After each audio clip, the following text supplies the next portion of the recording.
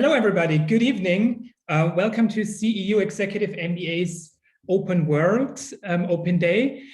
We're hosting from Amsterdam, Brussels, and Paris tonight. My name is Thomas Lammel. I'm the Senior Program Manager of the CEU Executive MBA, and I will guide you through this evening. We will first have the program presentation. You will have the opportunity to get to know a current participant and alumnus. And then we will have the research presentation by Professor Maciej Kisilowski. And in the end, we will have a general Q&A session. So first, I want to talk about the program itself, its philosophy, and give some practical information about the nature of the program. You don't have to go very far these days to encounter that we are witnessing fundamental transformations in the world, basically in a century. In 2008, we had a big financial crisis. In 2015, we've experienced a large refugee crisis.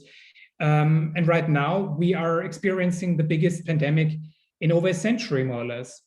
And these changes are part of a much broader set of transformation that is taking place. And some of them are positive, but some of them are pretty dangerous. So the key question is, how do we as business professionals prepare for this challenging and unpredictable environment? The obvious question is an MBA the way to do it? And we have seen an explosion of online education due to the pandemic. And I'll show you why we believe that our MBA is worth it. So if you're interested in further education, you usually start searching for an MBA program in the city you live in. What you tend to find is mostly a pretty standard vanilla MBA curriculum. The faculty who are delivering the program are pretty much local. The number of international students is usually relatively low. Some programs in Western Europe can be quite expensive, and a local program allows you not to leave your job. So in contrast, that with the top business schools in the world, they often have a very differentiated curriculum. They offer a certain expertise, they offer a certain perspective, a very mission-driven approach. Because of the full-time format, their student body is international, actually. You're leaving mostly the labor market for 1 or even 2 years, which is another financial burden in addition to your tuition. And these programs are rather expensive, to be honest, at more than 100,000 or even 120,000 euros or even more. So even you have to move your family to the new MBA location. So what we do at CEU is to offer the best of 2 worlds, basically. There is no work interruption thanks to our practical and modular format. I will talk about it in detail later. The Executive MBA is mission-driven. We call it the MBA for the open world. I will talk about the Executive MBA for the open world philosophy later. We have an international student body because of the modularity of the program. According to the Times Higher Education, we are the second most international university. And I think it's quite an achievement to say that despite of the pandemic, we have achieved to recruit participants from 5 continents in the current year. I think that's a lot of trust and commitment shown by our participants who committed to the program despite of the Corona crisis. Due to the modular format, participants can fly in and fly out, which is a major advantage of the program. And when we talk about academic excellence and the faculty, we really mean it. Soon after joining the program, you'll have an important course on data-driven executive decision-making. Meet your Professor Claudia Steinwelder, who has just moved to CEU from MIT Sloan School and before taught at Harvard Business School. The follow-up course on big data and artificial intelligence will be taught by Professor Miklos Koren, one of the leading scholars in the field of in the field in Europe with a Harvard PhD. For strategy, you'll have Yusuf, our faculty co-director, who has taught in more than 40 countries and advises leading Fortune 500 companies. For innovation, you'll have Mike Labelle, who holds a prestigious EU Jean Monnet chair. For leadership, Austin, our world-class psychologist with executive education experience on 4 continents. He will lead the way. If you're new to finance, Joy is a uniquely gifted educator. Generation after generation of our students tell us how she's just unique in explaining very complex financial concepts. And if you're already experienced in finance, you'll be placed in the advanced track course with Adam Zawodowski, a leading expert on complex investments with a PhD from Princeton. Here are some examples of our visiting faculty. We have professors coming from Stanford, like Christian Zelos. We have Miklos Savary from Columbia University, Professor Omar Hernandez from Berkeley, and wonderful Professor Hui Chen from the University of Zurich. So I think that proves our academic excellence. So here's what the program looks like. It's a 10-module program. The dates you see on the screen right now are not going to change. So you can basically plan your studying around professional and family activities based on these dates. As you can see, we have 3 modules in the first year in 2021, 4 modules in the second year, 2022, and 3 in the third year, 2023, which gives you enough flexibility and a balance in your life. We are piggybacking around popular European holidays like May 1st or November 1st or August 15th, not by coincidence, but it's those times when it's easier for you to take time off your job and commute to the modules. In the summers in Budapest, our bespoke and cutting-edge leadership program takes place on our campus in Budapest, and you'll have the opportunity to benefit from electives from the faculty in the world we invite to teach your classes. There will come a day after more or less 2 years when you finish with us and join CEU alumni from around the world. As you can see from this simple graph, we have alumni chapters all over the world, basically in more than 150 countries.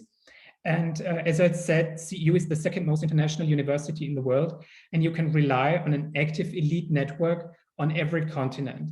We have city-level chapters, country-level chapters. Basically, wherever you are in the world, you'll find CEU alumni to interact with, to reach out to, and to mingle. This network is a network that you can count on, and one of the key assets that we have in the current program. The question is, how are we able to offer such a high-quality program at only 25,000 euros tuition? The answer lies in our founder and benefactor, George Soros, who created CEU with the mission to promote open society.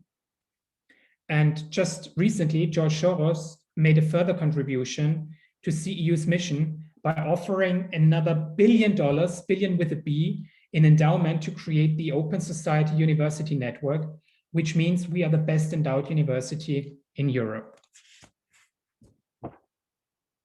So what does the executive MBA for the open world mean? First of all, when we talk about open world, we mean skepticism towards dogmas, towards hierarchies and privileges, both in context of how we teach, but also in composition of the cohort.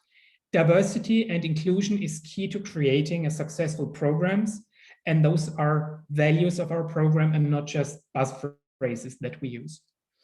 Secondly, we believe in debate and radical rational thinking, which means that every idea can be challenged. We believe in facts and arguments rather than narratives and fake news. I think, or we think, that narratives create polarization in our current societies, and we believe the best way to challenge this narrative-based discourse is to make arguments based on facts and realities, which is the hallmark of Karl Popper's definition of open societies. We are fundamentally opposed to all kinds of discrimination, and we actively promote diversity within the program. We offer a variety of fellowships to empower groups that have been marginalized or discriminated against in the past. Feel free to get in touch with me if you need any more information about those specific fellowships. The way we finance the scholarship means we create opportunities for people who traditionally have not been able to actually join the program because of lower income or because of discrimination. And I think what distinguishes us from other programs is that we see managers not just as people who deal with businesses or resources, but we also believe that managers go beyond that. They are positive change agents for, wherever they are in the world, in whatever industry they are working, whatever their background is, they are positive change agents and can make the world a better place. So what does the CEU Executive MBA classroom look like? Currently, in the current cohort, we have 65 managers with an average of 14 years of work experience, including a minimum of 3 years of managerial or leadership experience. As you can see from the background image that we're using in this slide, we use state-of-the-art classroom technology and setups in order to facilitate discussion and lively interaction in the class. We make use of case-based learning rather than traditional lectures that you'd find in local MBA programs.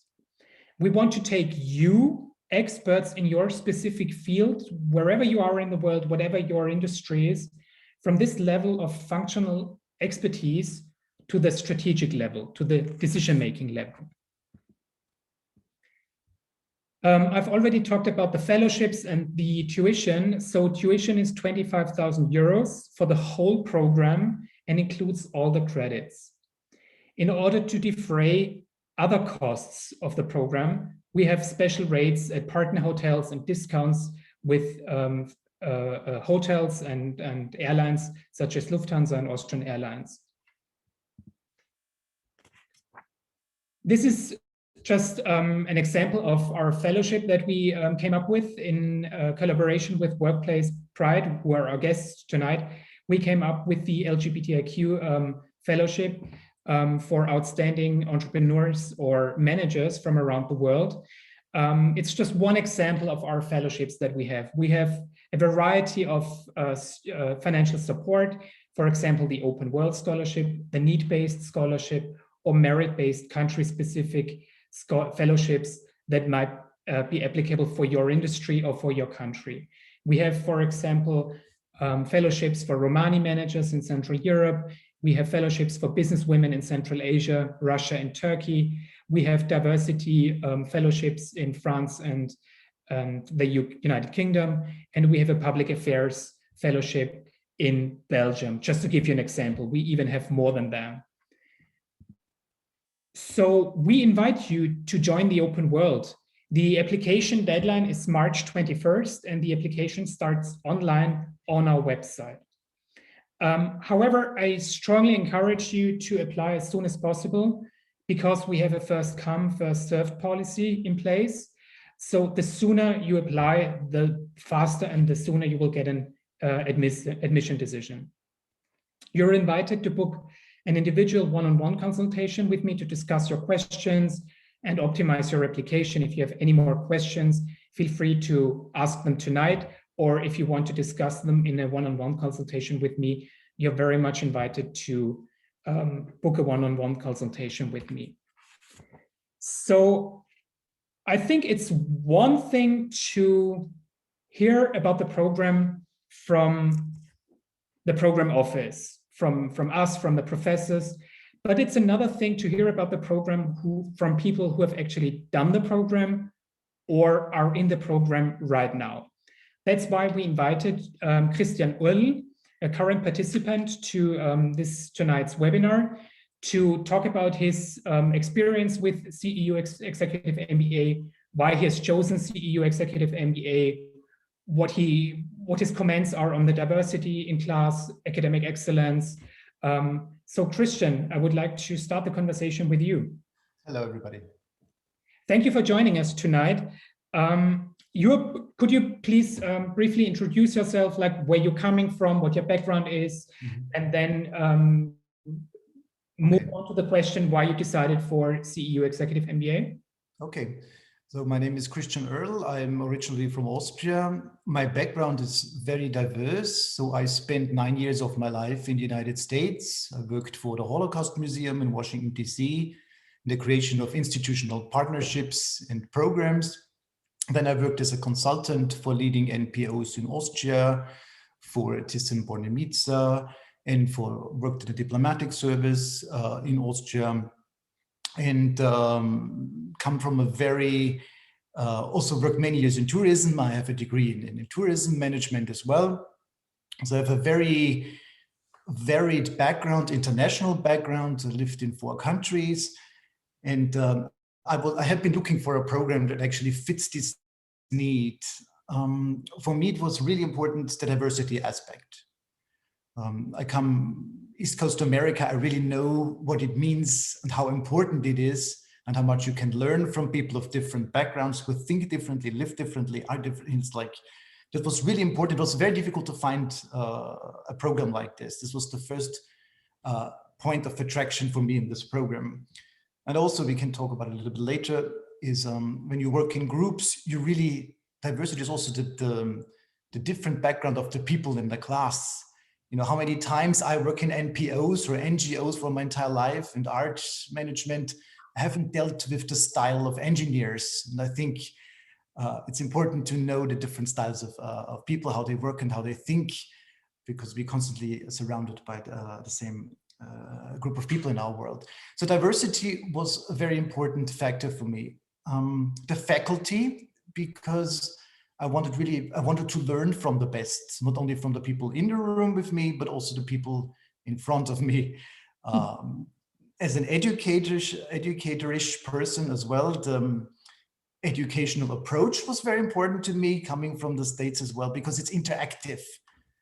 I didn't want to be lectured all day long. I wanted to interact with people in the class, challenge the conversation. And I saw that with my interview with you, that this is the style you follow. And this is what I know and I appreciate about American universities, sometimes in Austria, where I graduated, where I got my master's. It was very different. And I think one thing that you really said, I think very important, is coming where I come from, is the mandate of this program. Meaning I didn't want to be in the room with lawyers and financial consultants because I'm not one of them, but it doesn't mean I'm not a leader or I cannot be a leader. And this is what you said, which I really appreciate, is doesn't matter where you work or who you are and where you are, leadership is important. And I love the term that you used of what was it, the change agent, which is exactly what a manager should be. I think I said this before, one sees many programs go south or different or disappear, or organizations lose potential and good people because there's no leadership there and no management there. And this is what I see with the people in the group, that they also embrace this idea. So that these were the factors for me, more or less, in a nutshell. Thank you for mentioning diversity. Just to be clear to our audience, when we talk about diversity, we're not talking just about nationalities. We are talking about people from very different, very diverse backgrounds. Speaking of education, speaking of profession, like in your current cohort, we have people from the traditional corporate field, but we also have NGO people. We have people coming from human rights activism. We have people coming from engineering, entrepreneurship, big data, and technology. So you're not in a class with just consultants, which is not a bad thing to be a consultant, but it's not diversity if you're just in a class of where everybody has the same background. I want to add one thing. You've mentioned the academic excellence, which is true. We have, as I've shown, faculty coming from the best universities in the world. But just to be clear, for us, teaching or the learning experience is not just the way from teacher to student.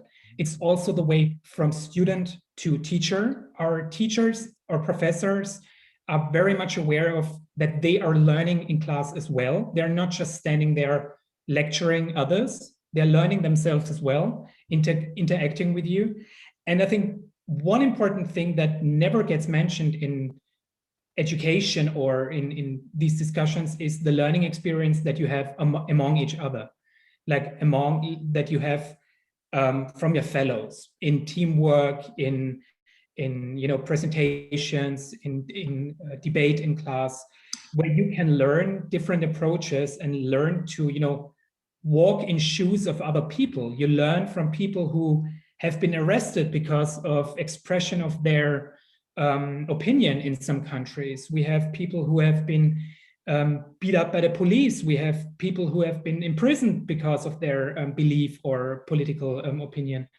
And I think that's a very good mix with corporate people or with other people who can share other experiences. And the sharing of experiences is very much the core of the learning experience that we offer. So thank you, Christian. I think we have to move on. Thank you very much for joining us tonight.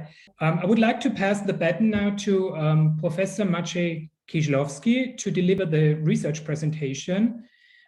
Just to give you some background information on Maciej, he's the CEU Executive MBA Co-Director and Associate Professor of Law and Public Management. He has a JSD degree from Yale, an MPA from Princeton, an MBA with distinction from INSEAD. He's advisor to governments, international governments, and businesses dealing with political, regulatory, and compliance issues. And his book, Administrategy, was translated in 5 languages. So please, Maciej, you've got the floor. Thank you so much, Thomas. Thank you. It's so nice, by the way, to see you, Cornel, and thank you for your kind words also, Christian. I'm going to talk today about my research that very much connects to the topics that were brought by Thomas, Cornel, and Christian, which is what is the learning process between the between businesses and business approach to management and the world of government and politics. I want to give you start with a little history. Very often, or basically throughout the last century, the way we shape governmental management, governmental administration, is actually heavily influenced by business practices. If you think about, for example, the concept of bureaucracy, the traditional bureaucratic approach to government, which we know since late 19th century, in some countries and later in others, what it is, in fact, is basically an application of the assembly line. Famous 4T, the idea that instead of having a craftsman shop when everybody does everything, puts a piece of pottery from start to finish, you divide the process into small bits. The planner at the top, Henry Ford, divides the steps into repeated processes, which people can master much more efficiently than the whole thing.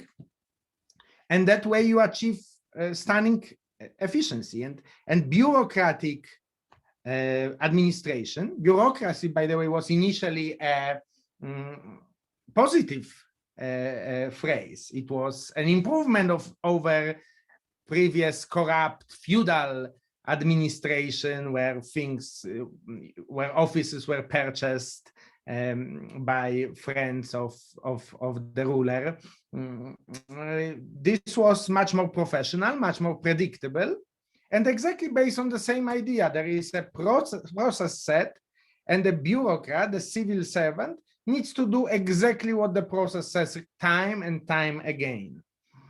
You will see that I divided the governments, the recipients of this management knowledge, into two groups, the West and the rest. And I actually I am originally from Poland, so I put my own parliament here, not to offend anybody, because as it happens, this learning process is gradual. Western countries usually adopt those new management practices first, and then they are sold as the new great thing elsewhere in the world. And if you think about, for example, post-communist countries, the true, law-based, predictable, professional bureaucracy only came to post-Soviet countries with the fall of communism. The notion of the rule of law, a very hot topic now in the European Union, started in the earnest in the 80s. I call it government of lawyers.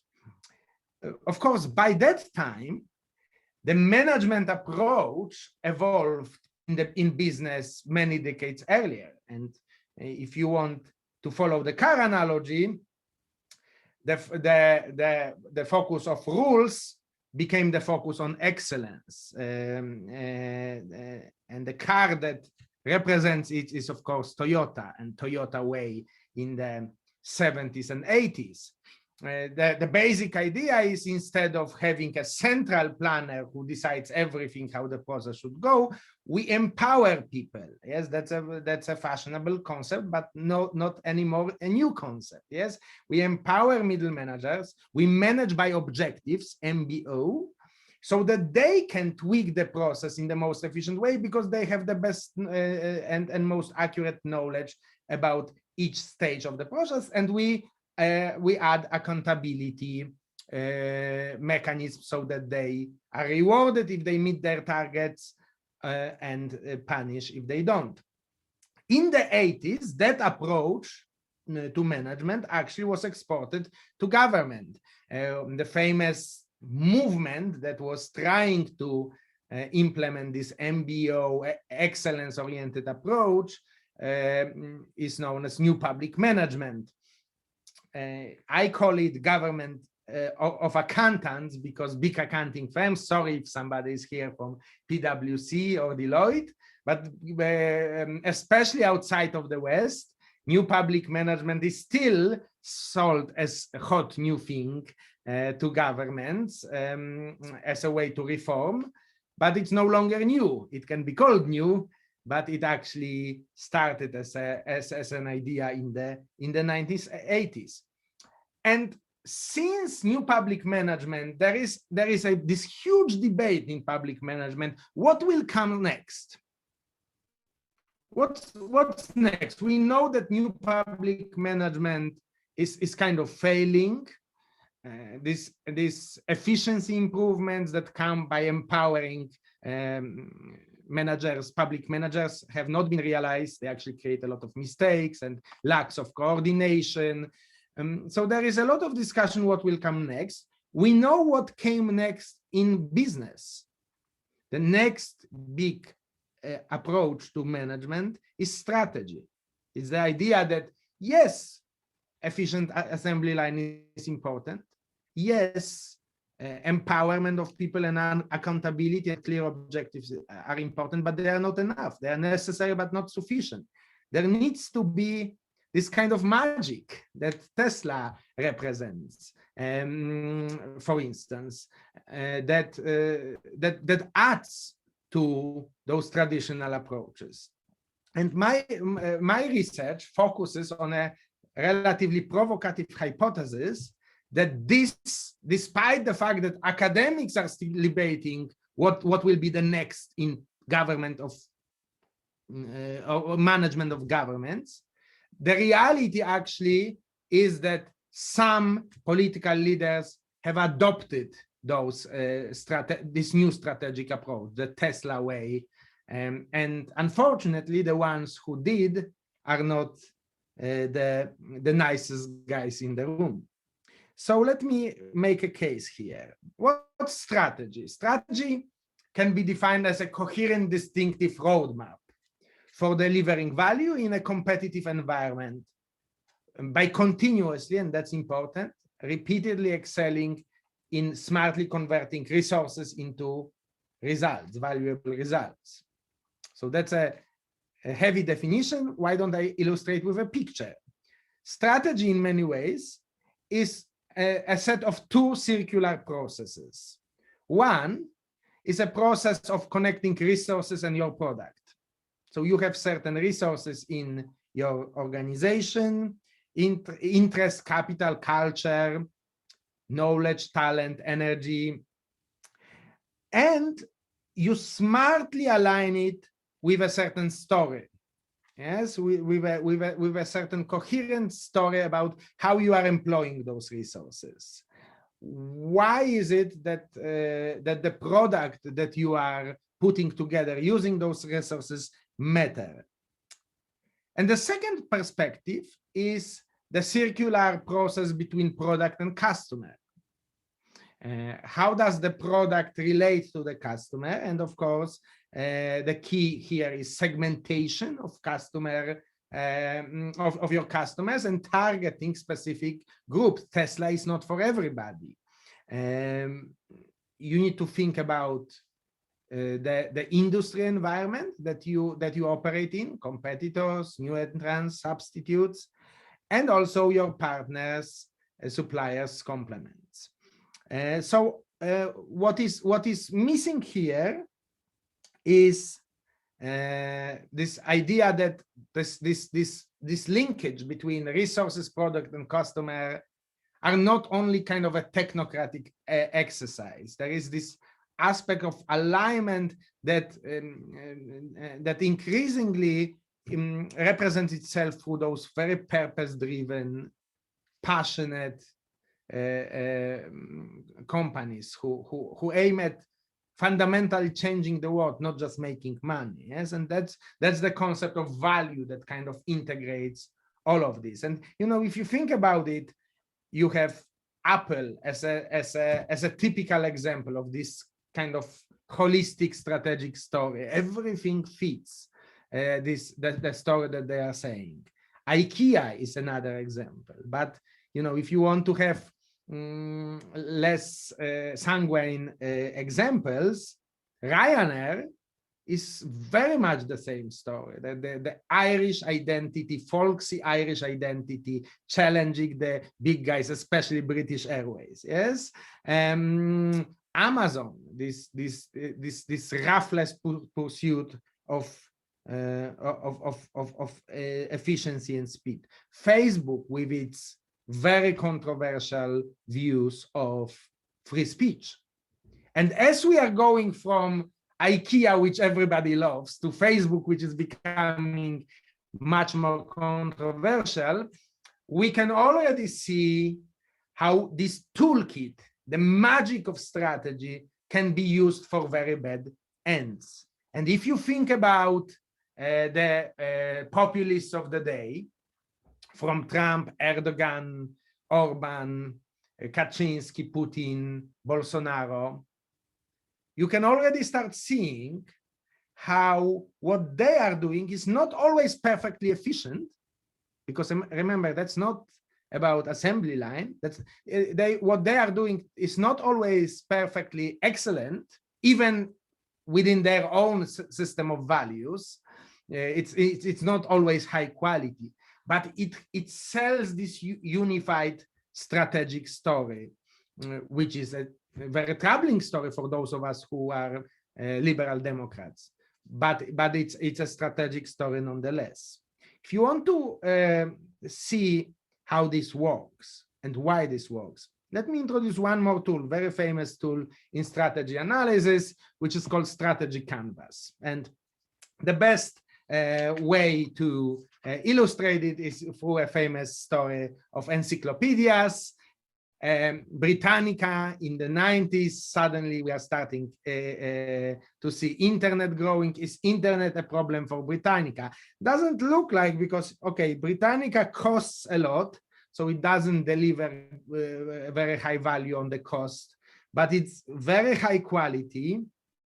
It provides amazing amount of certainty, and it's a great status symbol. Remember our parents having all those encyclopedias in the sitting room, yes? So the strategy canvas for Britannica look very promising, yes? They are delivering a lot of value. If you think about the area below this curve, there is a lot of value being delivered.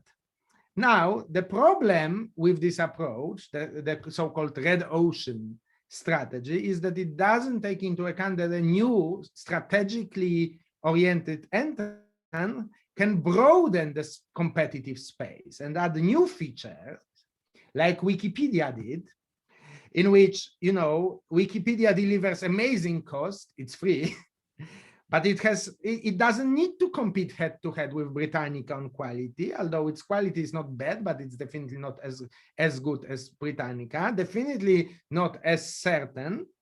It delivers, you know, completely zero on the status symbol. You can't put Wikipedia link in the sitting room, but it's amazingly complete, up-to-date, and available. And in this new strategy, the blue ocean strategy, Wikipedia beats Britannica. So how does this apply to our strategic populists? Well, think about the traditional left and right, social democrats and traditional conservative competition in virtually all your countries.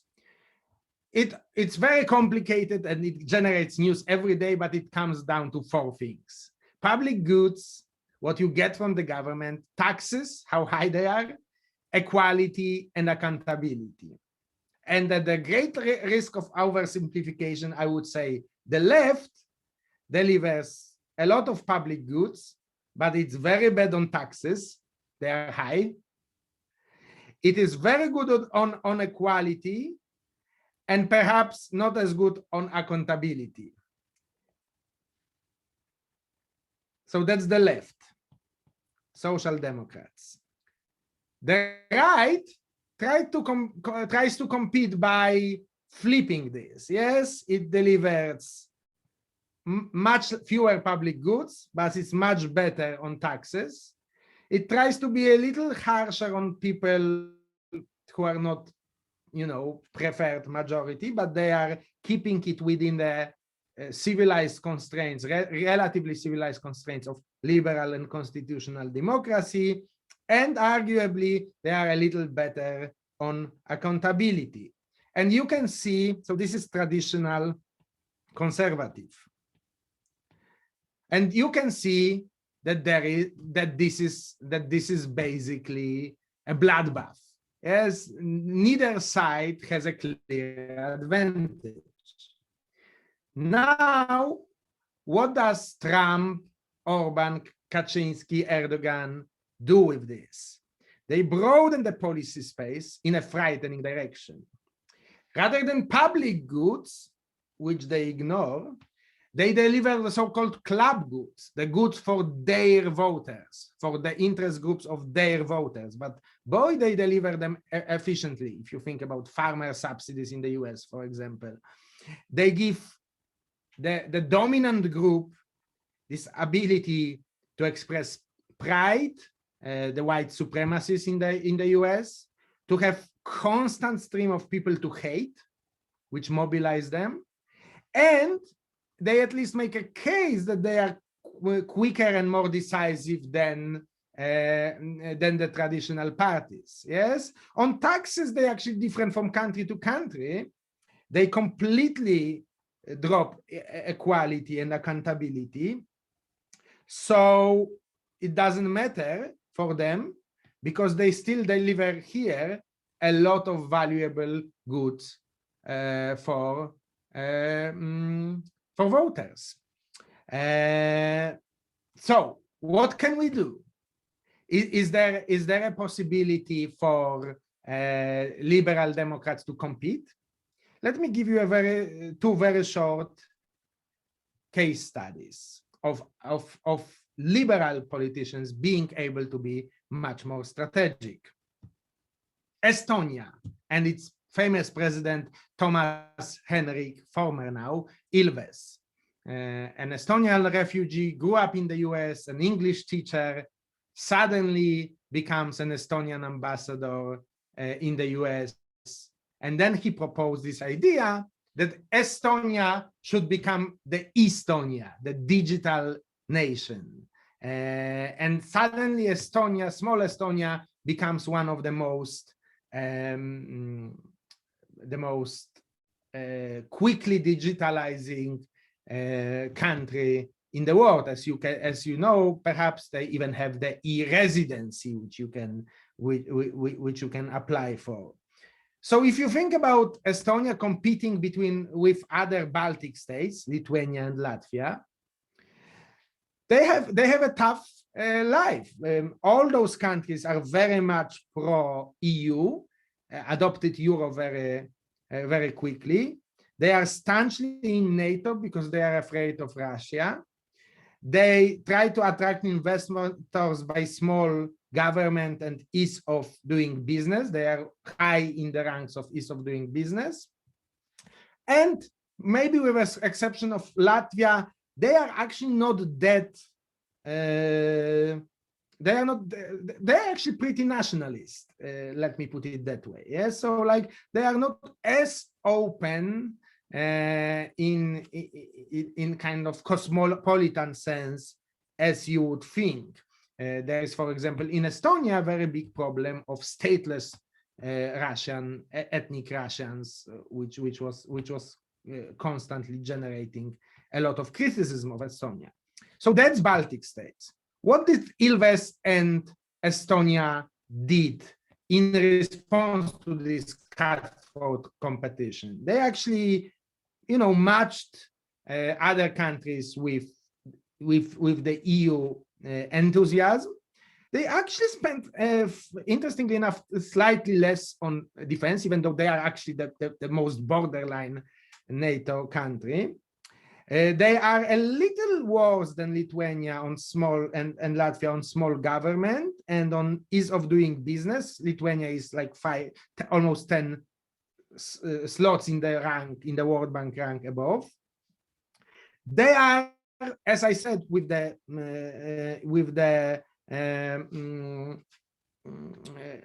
citizenship question, perhaps the kind of most assertively nationalist of the three Baltic states.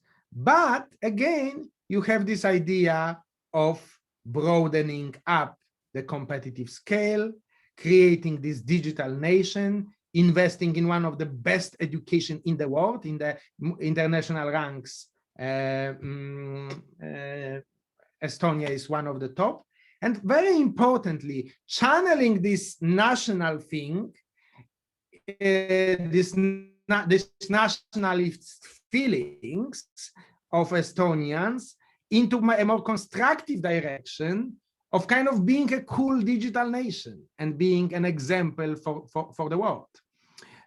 So that's one example. Another one, a very interesting one, is Klaus Iohannis. Those of you who are not from Romania, and maybe nobody in the audience will maybe not even know that Klaus Iohannis, the two-time president of Romania, liberal president of Romania, is actually ethnic German.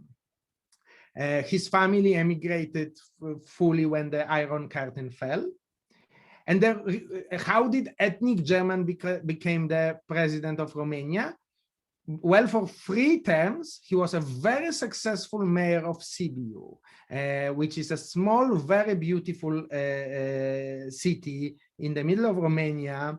And he competed in Sibiu. That's a truly incredible story with a very traditional, corrupt local elites with no connection. He was just a German teacher. Yes, oh, I'm sorry, physics teacher, and a member of German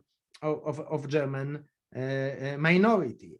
He didn't outcompete them on promises or personality or local network.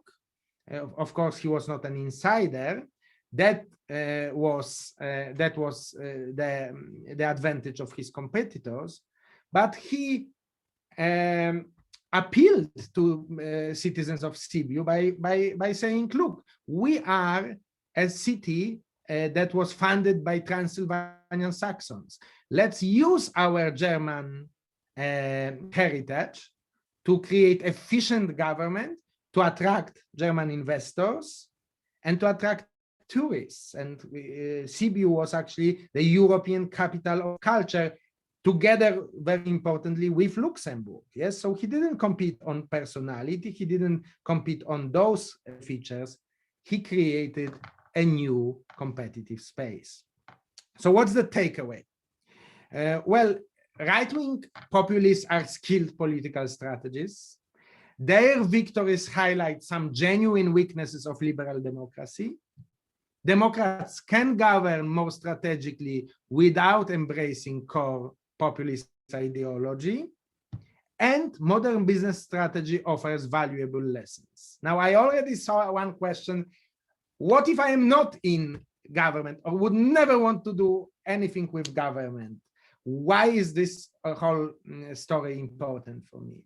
Well, it's important because businesses depend on the political climate of a country, region, and the world in multiple ways. McKinsey recently made a survey of Fortune 500 CEOs who basically said that apart from customers, politics and regulators are the key levers of competitive advantage. If you don't understand your political and governmental environment, you cannot succeed commercially.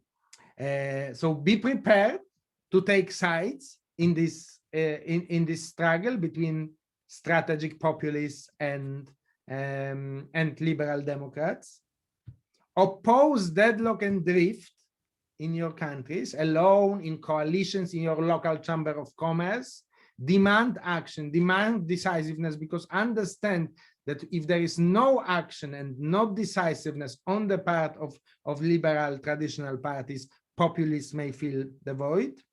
Support politicians like Ilves or Iohannis in your context, who are not only having the values in the right place, but have this power to deliver a vision and then implement it, and maybe, who knows, become one. Thank you so much. And I know we have my distinguished colleague, Angela Kocher, whom I presume Thomas will introduce now, who probably is going to grill me on this presentation. Yeah, not just Angela will roast you and grill you on the presentation. I hope our attendees will also challenge you academically. Angela, thank you for coming tonight. Just for the audience, Angela Kocher is the Assistant Professor for Romani Studies at CEU and the Chair of the Romani Studies Program. So I think she knows about the political background and context here and populism. So feel free to challenge Maciej. Okay, thank you so much. And I'm really glad to be here. I'm not sure that I'm going to grill you, Maciej, but I would like to ask some questions. And I think it would be really important to make the much clearer connections between business and economics, as well as politics, because I saw that one of the questions was coming and you referred to that as well. It is a business or political courses. So why does it matter for us to understand the political context, and how, for example, CEU EMBA course can help in that? Yes, so as I said, this is a very good point. If you think about all the multinationals that were nationalized and their assets were stolen by populist governments in faraway countries, if you think about the billion-euro penalties that European Union imposes on Google or Microsoft, you start seeing very concrete examples. If you think about current corona crisis and how the entire swaths of business sector depend entirely on governmental help, or are completely dependent on whether the government opens or closes. Think about airlines. what else is more important for airlines than governmental actions and ability to predict governmental behavior? Yes, so the understanding that we face this strategic struggle, which is going to motivate both the populists and the defenders of liberal democracy, is critically important for virtually all businesses. In some industries, even more than others, but virtually for everybody. Yeah. But second thing is understanding that this is not a one-way relation, that this is not just governments influencing businesses. I wanted to show you how business and business thinking influences governmental behavior, and how politicians act, how they see their work, how they structure their campaigns. Increasingly, you have very skilled, for example, political marketing experts that come from business and then advise governments, including those very bad governments. They have top-notch strategic marketing advisors who then go and advise Coca-Cola or McDonald's. Yes. So all of this is interconnected. And one thing that you need to achieve, Thomas mentioned very nicely about moving from functional to strategic level. What does it mean? That functional is you worked entire life in finance and you are now like the head of the finance department in your company, or you worked entire life in marketing, you are head of marketing. So you achieved your functional excellence. That's kind of a precondition of getting into CEU Executive MBA. We want you to elevate you from that position to be able to understand the bigger picture, the strategic picture, and the policy changes, especially with Corona, with populism, with climate change, with new balance of power, China becoming, increasingly, and India becoming increasingly the top tier superpowers. All of these things are part of this strategic picture. Yeah, thank you so much. And actually, based on your answer, I just would like to make one step further, because if you think about populism, so how dominant it become, not just in Central Eastern Europe, but in Europe as well, or think about the Brexit, which was really like as a case point, right, in the whole populist narrative. Yeah, who would care? Like responding to the participant who asked, "What's the relevance?" What was the relevance of these crazy politicians who wanted to drop out of the EU? Well, now suddenly all supply chains need to be rethought because of a decision. As we know, what was the biggest Google search in Britain after the day after the Brexit referendum? What is the European Union? Yes. So that is, and of course, business community was taking precisely this approach. This is not our issue. That's political issue. Let's leave it to. And now it fundamentally changed the business from finance to aviation, all the supply chains. So, you can ignore this boring politics, but at your own peril, because then you ended up like the British industry after Brexit. Yeah, thank you. That was really good. Shall we encourage participants to post some questions? By all means. Yes, we have a question from the audience, and I quote, "So what is the difference between strategy and innovation then? What you seem to describe as innovation, a new niche that others are not yet occupying." Very good point. So actually what the new trend after excellence, after the Toyota way, can be called strategic innovation, because as it happens, the innovation theory tells you that when you have this kind of mutually reinforcing microcosm of the aligned organization focused relentlessly on this unique story, that's kind of a secret sauce in which innovation happens in a more effective way than in kind of a more bureaucratic organization, or even in the organizations ruthlessly managed by objectives. Like, you can't really, how do you motivate people to innovate? Innovation is very, you can't manage innovation by objectives. It's like, imagine Steve Jobs try to manage by objectives the process of inventing the iPhone. You can't set the objectives because the iPhone is not yet invented. So you don't know the objective. Yes, so you can't make people accountable for something that has not been created. Yes, so how do you do it? You create this environment where people really share those beliefs. They have these strong cultures. All those leading organizations, Facebook, Apple, invest billions in these campuses, which reinforce, even physically reinforce, a very strong organizational culture. And in that sense, they are similar to populist parties, where people are really passionate about these very, very bad and dangerous ideas, but they are very passionate about those ideas.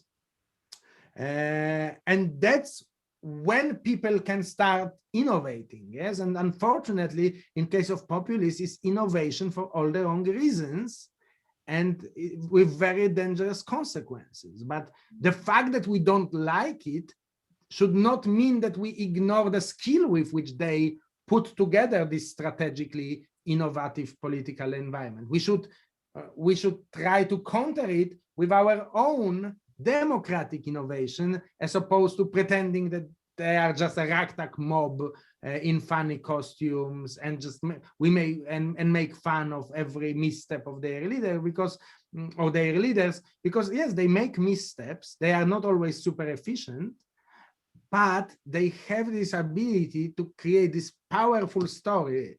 Horrible, again, like, don't get me wrong, I am on the opposite side, but I do think that this is a very effective tool of putting together change in business, in market, and in politics alike. Thank you, Maciej. I think we should proceed to the general Q&A session, as I've collected a couple of questions from the audience for Maciej. Let's start with the elephant in the room. Corona, what are the measures that CEU EMBA is taking in order to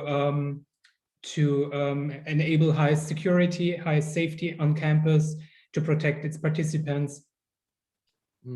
Yeah, so I think that's a very good example of what you spoke about earlier, Thomas, which is this personal approach that we have as a small, relatively well-endowed university. We can afford this more personal approach. Most of our competitors, including very, very expensive competitors, the moment this started to go out of control, basically moved everything online for a year. As Christian knows, we take a fundamentally different approach. We fight until the last day for every single module to save as much on-site experience as possible.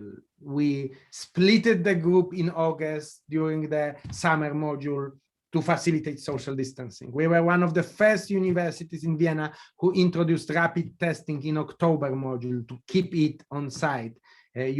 Everybody now uses the antigen tests, but actually you might remember that in October they were just coming on the market, and we immediately deployed them, testing every single participant at our expense to make sure we can save the module. Unfortunately, government of Austria gave us no choice this time. We will have an short online module in March, because simply it's not allowed by law to do any on-site classes. But we are already in discussion with our class. We have this two-way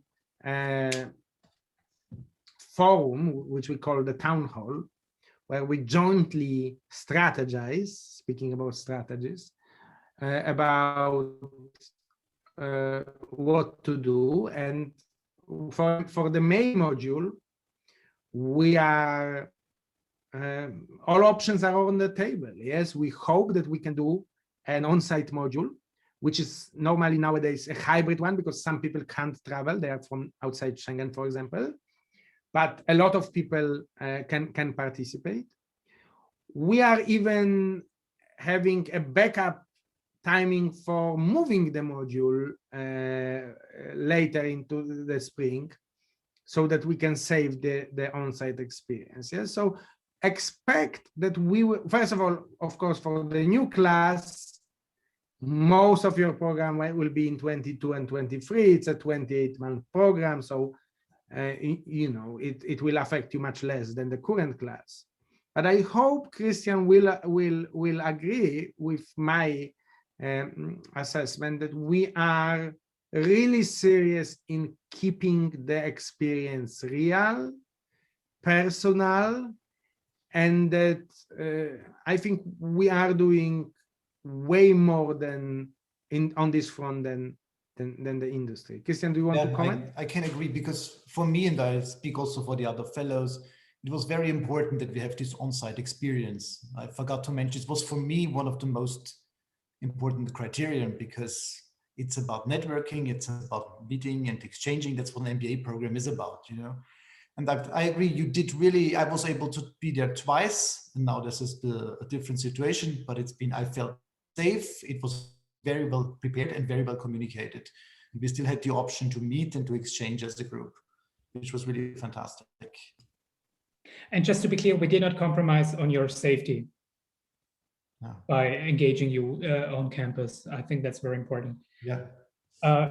Thank you. So you already answered the next question about online lectures. So I can get rid of that question. What about the application process? How does it work?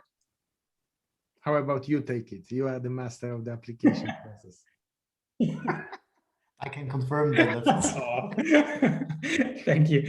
So the applications usually start with going onto our website and starting the application through our online application portal called SITS through our website. You can basically just upload the documents that are required for you to upload. You are required to upload a CV, of course, and a cover letter explaining your motivation, your eligibility for executive MBA.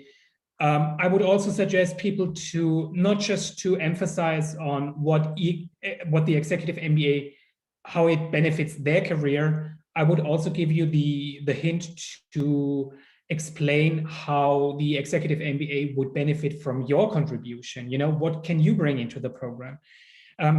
So you basically upload all the documents needed on the online application portal. Once the application is completed, I will check it for formal criteria and completeness. And since once this is done, you will receive an invitation for an interview, which is just a matter of a couple of days. And you can select a time slot at your convenience to have an interview with one of our faculty co-directors.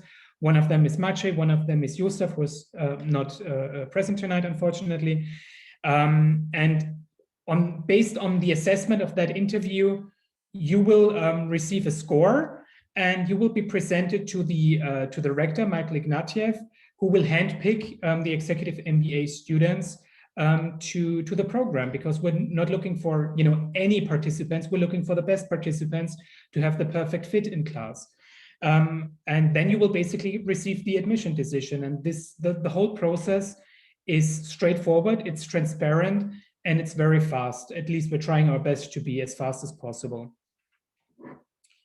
So the next question I received is for you, Maciej, about the preparation period. Like, is there anything to prepare, and what is to prepare? And are there any exams or theses? Very good question. So we innovated here also vis-a-vis our competitors, because we basically came up with the conclusion that Why do you go to a module? Why do you fly to another country to be in a module? We definitely not to read books in the library, and definitely not to sit in a quiet class writing exams. So everything that is not interaction with other people, with the faculty, but also in small groups, everything else is outsourced from the module, which is why you can have the full US and EU accredited MBA in just 10 residencies, because everything is outsourced away. Everything that is not needed to be when you are there in those precious 4 or 9 days is not there.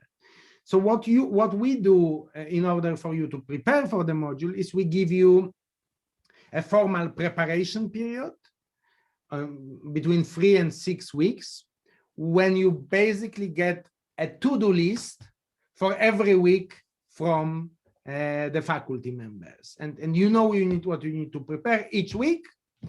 And if you do it, it's like guided approach to the runway in the night. If you do it every week, by the first day of the module, you will be fully prepared. And then after the module, we give you 10 days for you to take an exam, if there is an exam. You need to do it online. Once you start, you can't stop, so you need to choose your 2 or 3 hours wisely. And that's what you do at your own convenience during about 10-day period.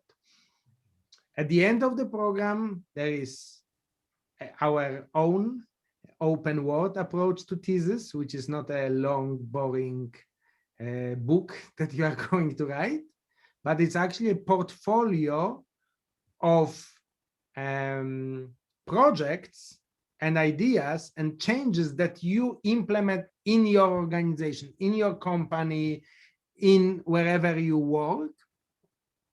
And you do it during the second year of the program. We give you specific categories under which you need to find ways to implement learnings from CEU Executive MBA. Then you show us with, a presentation. You show us how you did it, whether it worked or not. And that's your thesis, showing us that you actually use the skills and knowledge that we discuss in the modules next day in your business, because that's what it's all about. We have one question that refers back again to the application that I addressed. It's a good question from Peter. Thank you very much, about the references. Yes, references are needed for your application. It will be done very easily through the online application system. You're going to state 2 referees in the online application system, and they will receive an automated email from the CEU asking them to upload a recommendation letter. It's straightforward, it's easy, and the format is pretty vanilla. I mean, it's just a maximum of 1 page that the referee should, recommend you to the program, recommend your motivation, and I mean, this is not rocket science, to be honest. I mean, that's just a basic recommendation letter. Another question refers to the summer modules. The question is about mentoring by alumni for participants, and I think you should tackle the whole philosophy of the summer leadership program, plus electives, plus the alumni experience within the summer. Maciej, please. Yeah. So if you paid attention to Thomas's presentation, you would see that you will, during your program, the program is a little more than 2 years, but you will, because it starts in May, you will actually have 3 summer modules. You will finish with the 3rd summer module. And what is amazing about it is that all 3 years of our program and alumni from all the previous 25 years of CEU are invited to those summer modules. So this is like it's evolving into this little open world Davos on the Danube, where you can meet people from all the years of the program and alumni, and not only have a glass of wine with them, but actually participate in electives with them. So just so that you understand, our electives are offered every 3 years. So each of the 3 years, you will have a different palette of electives. This year, for example, we have almost 20 electives. Next year, in 22, we probably will have more than 30 because more and more alumni are coming to those, are interested in those events. And of course, when you become an alumna or alumnus, you will be invited to come every year for the summer module and take an elective. So your journey, your educational journey and your networking will not end with your graduation. That's the beauty of the summer module. One question was about the breakdown on syllabus for entrepreneurship. If I understood correctly, could you emphasize on the entrepreneurship part in the curriculum, Maciej, please? If I'm wrong with the question, please correct me. Yeah, so Christian Silos from Stanford, who runs a center on entrepreneurship there, is running this course. And he partners with Mike Lammel, who is our full-time specialist in innovation, especially green innovation. What I would say is that a very strong focus in our entrepreneurship class is that on creating behaviors. Cornell is a very good example here, where it's very nice to hear that you create entrepreneurial attitudes not only by starting new companies, that equally important is intrapreneurship, is being entrepreneurial within large organizations and changing them, making them more agile. That being said, if you do want to start a new company, we have the whole ecosystem at CEU that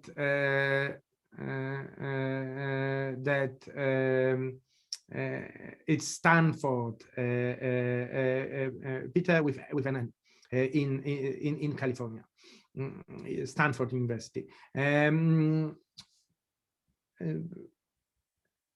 So the ecosystem, I'm sorry, I was distracted briefly by the chat. So the ecosystem to start up your own business is focused on our award-winning incubator, CEU Innovation Lab, which closely works with our program, and where you can continue during the last year of your MBA and after your MBA to basically get mentorship and financing for a new venture. And you can check the iLab at CEU on the web, and you will see that they are actually really good in finding financing and starting businesses in a variety of sectors. So that also you can do in-house. We have one question on the gender ratio and gender equality among students, and what is the average age of students. We don't have gender equality, to be honest, but we are trying our best proactively to achieve 50-50% of gender equality. That's why we came up with a variety of fellowships for business women, for LGBT people, because we're not just waiting for people to come by and one day achieve gender equality. We are actively trying our best to achieve gender equality this year. Speaking of the when it comes to percentage, I think the current cohort has a gender equality, a women's share of about 30-40 something percent. I think it's 38. About a third, which is in all honesty, it's higher. I mean, it's a comment on the MBA industry, but actually it's higher than the industry average. But it's, again, as Thomas mentioned, we are working very hard to improve this. What is the average age of students? I'm sorry, I don't have the precise number right now, but just from a gut feeling, I can say that the average age is something about people in the early 40s. If 39, actually. 39? 39. Oh, well, good guess. So we have both people. We have people with experience in the early 30s. but we also have people like in their late 50s in the program, and the motivation to participate in the program is very different. Some people need it for their career, and some people actually don't need it for their career, and they're just doing the program in order to broaden their horizon. And I think, again, that's another interesting approach when you're in class, that not everybody is, aiming at the degree and, nothing else. But there's people who are pursuing higher education, not because of the degree, but to broaden their horizon. If I can say something on this, Thomas? Yeah. I get the question all the time why I'm doing an MBA, because I already work for the European Parliament and I have made my career and apparently I make so much money. But my answer is always to have options. This crisis has proven to us that nothing is, we don't know what's going to happen in a year or 2 years. And maybe we decide to do something completely different. I come from the cultural MBO sector, and I get this all the time when I apply for a CEO job. What are we going to do with you? You're not the typical manager we're looking for. So for me, it's to have options in 2 or 3 years to say, wait a minute, I want to do something completely different out of public administration, away from MPOs. Maybe I work as a consultant at some point. And I think this is my motivation. And my motivation, it's not the money, or it's not to be a director at some point, or not a director role. So for me, it's about options. So this is right what you say. It's about a different motivation. It's not always making more money, getting a degree to make more money or something. I mean, it's a valid point. Some people might have. It's a fair argument, but just to be precise, not everybody in our class has the same, aim. So there's diversity even when it comes to ambition and aims, career goals. We have one question about the modules. What modules do we offer? Yes. So you see that in front of you, it's a 10-module program. 6 modules are 3.5 days. 4 modules are 9 days, Saturday to Sunday. And they basically cover, they are thematic. They basically cover all key. So I don't think we are that unusual in terms of the subject that we cover. I think they are pretty standard MBA subjects. I think how we cover them and the whole atmosphere in class and the approach and the format and the big mission behind all of this with the open world, I think those are there. So we, as you can see, we even are not trying to be particularly fancy about the naming of those modules. We think this is kind of cheap and it's more stylish to be simpler with this. If we are teaching you finance, let's call the module finance, yes? And if we teach you how to make decisions based on data and how to understand the technological digital transformation, that's what we call the module. But the secret is not in the topic selection, but the secret is in the spirit of the place, in the caliber of people with whom you will interact, and with passion that everybody shows just at every stage, being part of it, doing this, teaching. This is what Thomas so nicely mentioned at the beginning, that it's that's the benefit of having a mission-driven place. You may not, you may happen to be, very skeptical about open societies, but just like, it's better to go to a restaurant where people are passionate about the food that they cook, because it's simply better food. So the same thing is here. It's better to go to a mission-driven MBA program because everybody is just trying harder and putting more extra mile because they believe in this mission. We spoke about it in my presentation, yes, about how purpose creates better, more innovative strategies. You just said being part of the whole experience. Maybe we have not talked about it, how our participants are co-shaping the program. Can you talk a little bit Yeah, about in that? multiple ways, not only in deciding things related to Corona, although that has been important, in ways large and small. For example, a big chunk of your grade does not come from the instructor.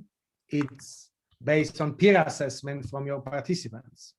So for example, class participation, typical in the US, to grade class participation, you need to be active. You can't just come because it's not lectures. You just, you know, if you want to have a good grade, you need to be active and participate in the class.